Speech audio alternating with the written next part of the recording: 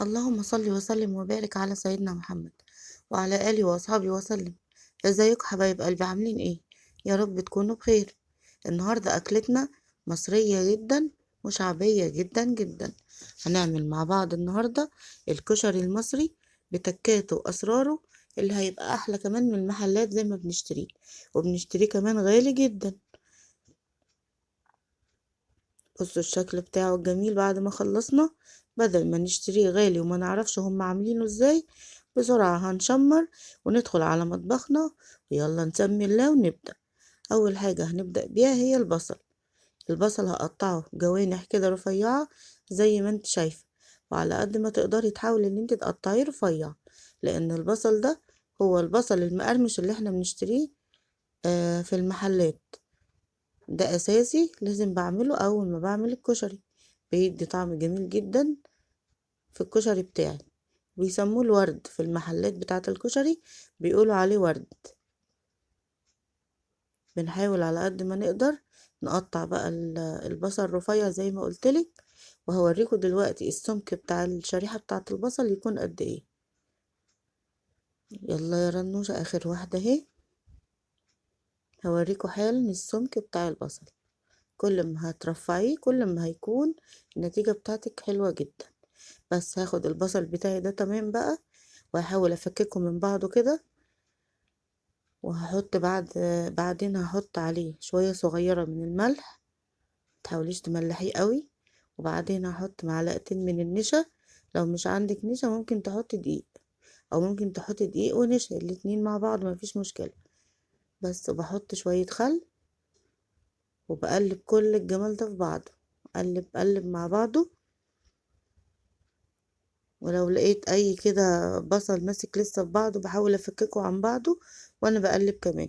بسيبها بقى كده مركونة لمدة نص ساعة تقريبا، وبعدين هرجع لها تاني. رجعت بقى حطيتها في زيت غزير. خدي بالك ان لازم الزيت اللي بعمل فيه البصل بتاع الكشري عشان يطلع معاكي مقرمش وجميل، لازم تعمليه في زيت غزير.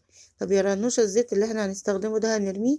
لا طبعا، اول حاجة بنبدأ بيها البصل في الكشري، لان الزيت اللي هنطلعه من البصل ده هو اللي هنستخدمه في كل الحاجات اللي هعملها للكشري، سواء كانت البصل او الصلصة قصدي، او الرز، او اي حاجة هستخدمها في عمل الكشري. يعني هما شوية الزيت اللي هيطلعوا دول هنستخدمهم في بقية الأكلة بتاعتنا كلها. هيبقى زيت واخد الطعم والريحة من البصل، وفي نفس الوقت وفرت في الزيت كمان.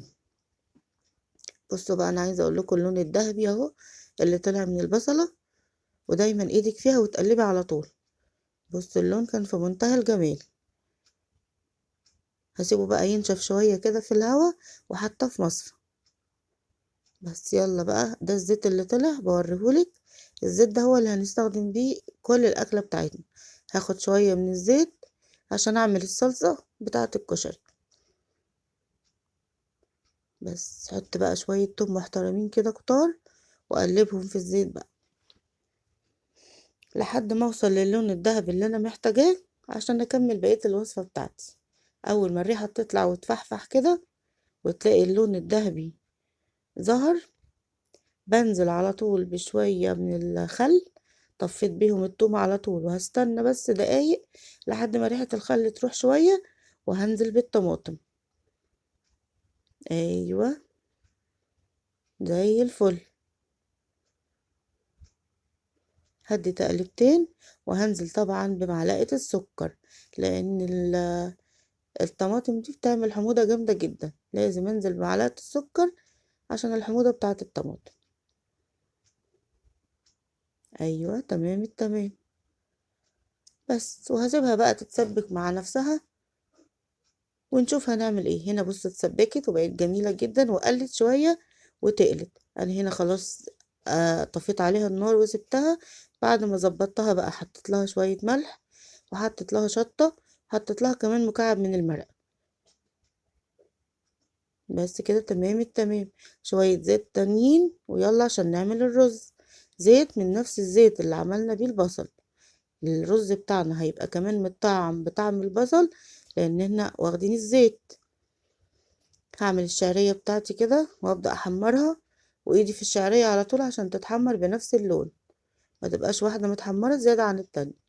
اول ما اوصل للون الذهبي الجميل هنعمل بقى، هنحط بقية الرز المغسول كويس وهديله تقليبة كده، اديله تقليبة مع الشعرية. تمام التمام. ننزل بقى بمكعبين من المرقة، ادي اول مكعب وادي المكعب التاني، وهظبط الملح بتاعي. وخدي بالك بعد كده وانت بتحطي الملح ان المرقة دي بتبقى فيها ملح، فما تقليش ايدك في الملح قوي.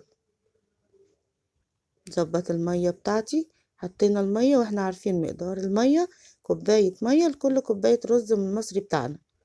بس بصوا الرز ما شاء الله كان جميل جدا، اللهم بارك، كان مفلفل وحلو جدا.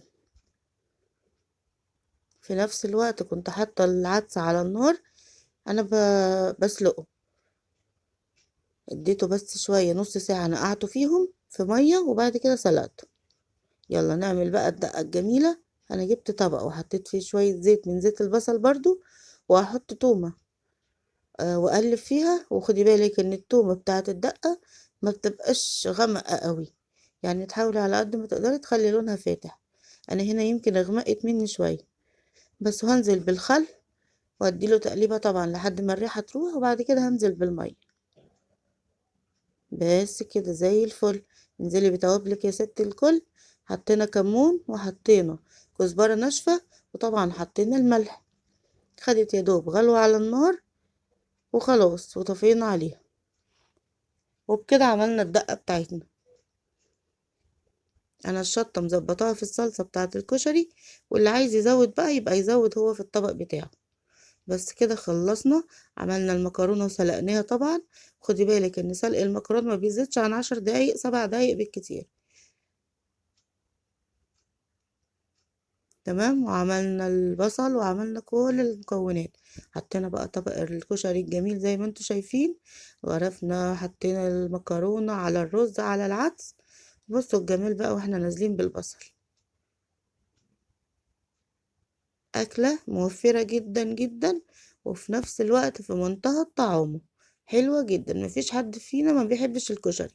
أي نعم بيبوظ القولون بعد ما بناكله، لكن بصراحة أكلة تبقى جميلة جدا، وبندفع فيها فلوس قد كده واحنا بناكلها من بره، ويا عالم هما بيكونوا عاملينها ازاي.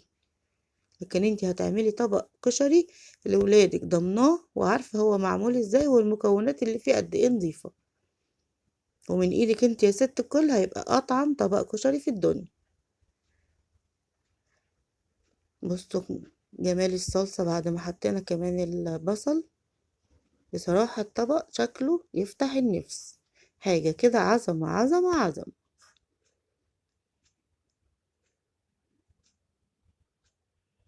جميل جدا. بس يلا بقى اتفضلي معايا ومدي ايدك ونسمي الله. كانوا شوية كشري بصراحة حلوين جدا. ولا تقولي لي فراخ ولا تقولي لي لحمة ولا تقولي لي كل الكلام ده. دايما نبقى محتاجين من وقت للتاني ان احنا نغير وناكل حاجة حرشة كده زي الكشري. جميل جدا.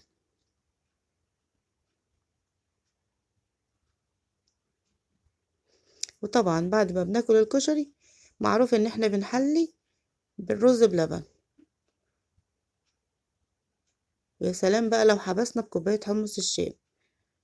بصوا الكشري جميل ازاي، في منتهى الجمال.